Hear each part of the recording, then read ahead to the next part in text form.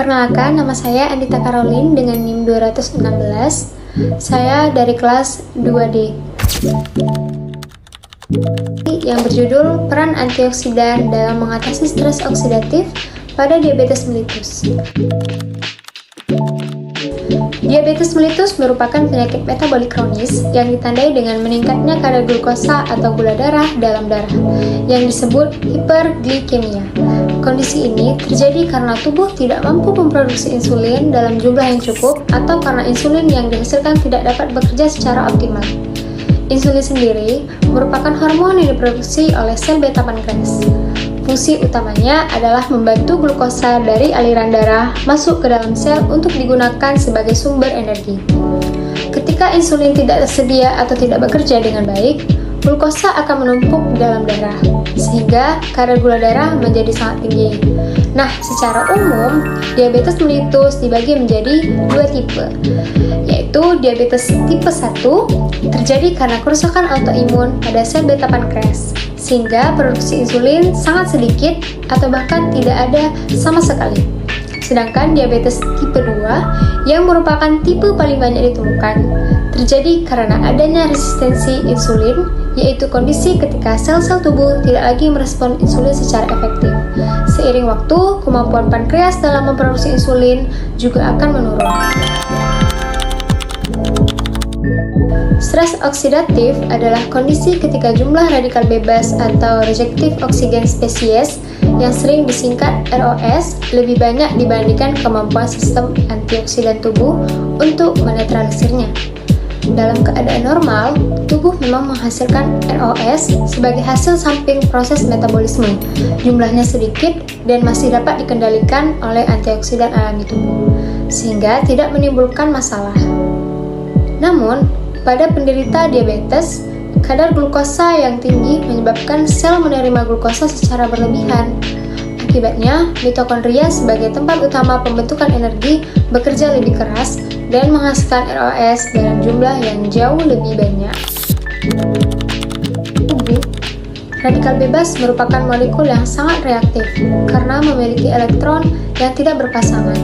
Untuk menjadi stabil, radikal bebas akan mengambil elektron dari molekul lain, sehingga memicu reaksi berantai yang menyebabkan kerusakan sel.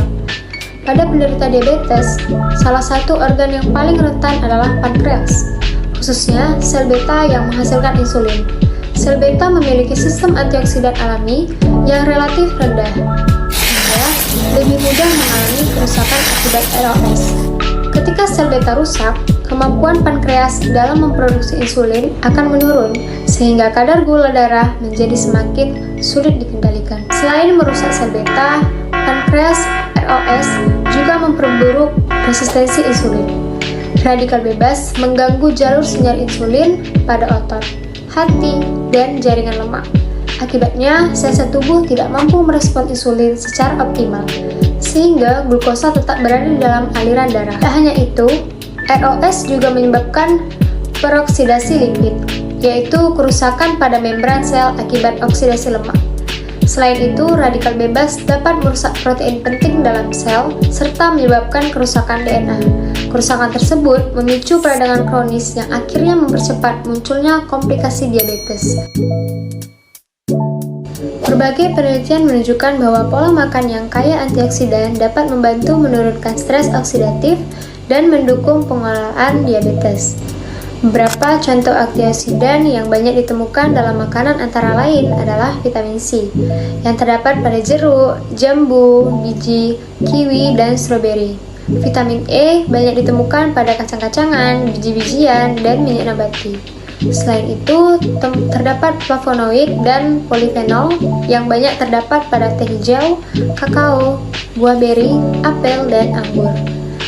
Kurkumin yang berasal dari kunyit juga diketahui memiliki aktivasi antioksidan dan antiinflamasi. Selain itu, terdapat alpha-lipoic acid yang telah digunakan pada beberapa pasien diabetes, terutama untuk membantu mengurangi gejala neuropatik diabetik.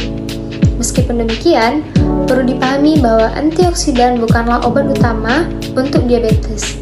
Konsumsi antioksidan sebaiknya menjadi bagian dari pola hidup sehat yang meliputi konsumsi makanan bergizi seimbang, olahraga secara teratur, menjaga berat badan ideal, memantau kadar gula darah secara rutin, serta mengonsumsi obat anti-diabetes sesuai anjuran dokter. Sebagai kesimpulan, diabetes mellitus tidak hanya ditandai dengan kadar gula darah yang tinggi, tetapi juga berkaitan dengan peningkatan stres oksidatif yang dapat merusak sel dan mempercepat terjadinya berbagai komplikasi. Antioksidan berperan membantu menetralkan radikal bebas sehingga dapat mengurangi kerusakan oksidatif. Namun, antioksidan bukanlah pengganti pengobatan utama diabetes, melainkan berfungsi sebagai pendukung yang harus diimbangi dengan pola makan sehat, aktivasi fisik yang teratur, kepatuhan minum obat sesuai anjuran tenaga kesehatan, serta pemeriksaan secara berkala. Semoga video ini dapat menambah pemahaman kita tentang pentingnya menjaga keseimbangan antara pengendalian gula darah dan perlindungan tubuh dari stres oksidatif.